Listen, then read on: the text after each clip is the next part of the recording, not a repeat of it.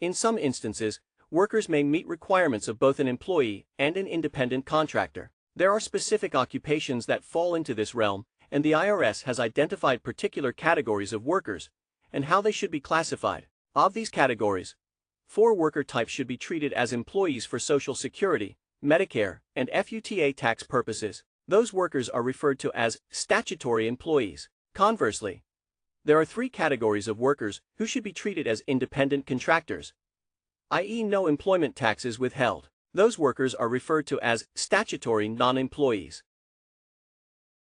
There are exceptions to the common law test for specific types of workers.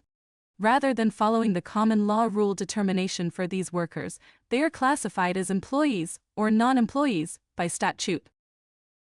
Driver, salesperson, insurance sales, and home workers may be independent contractors under the common law rules. However, by statute, they should be treated as employees for certain employment tax purposes.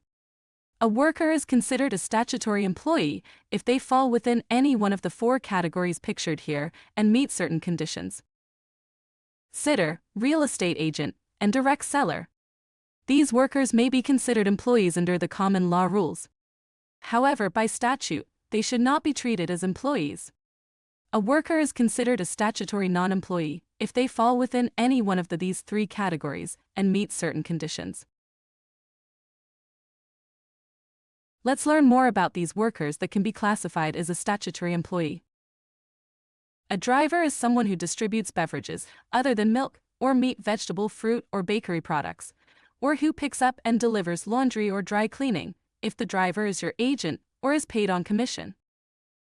A salesperson is a full-time traveling or city salesperson who works on your behalf and turns in orders to you from retailers, wholesalers, contractors, or operators of hotels, restaurants, or other businesses dealing with food or lodging. The goods sold must be merchandise for resale or supplies for use in the buyer's business operation. The work performed for you must be the salesperson's principal business activity.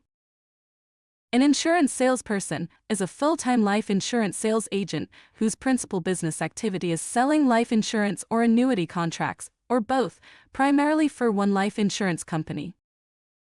A home worker is an individual who works at home on materials or goods that you supply, and that must be returned to you or a person you name, if you also furnish specifications for the work to be done. Let's learn more about these workers that can be classified as a statutory non-employee. Sitters are individuals who furnish personal attendance, companionship, or household care services to children or someone who is elderly or disabled. This only applies when an individual or a family employs the worker. If you are a third-party employer, such as a home care staffing agency, you are not allowed to classify companion sitter employees as statutory non-employees.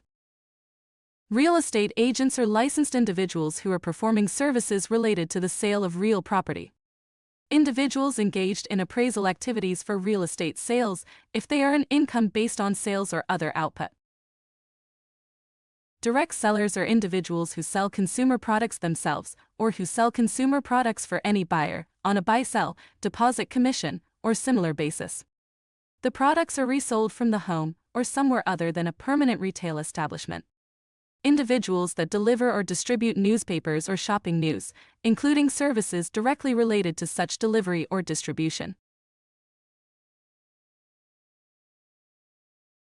Next, we will review worker descriptions, and then see which category the worker should be classified under. Employee, independent contractor, statutory employee, or statutory non-employee. Let's review the worker description, and then see which category the worker should be classified under.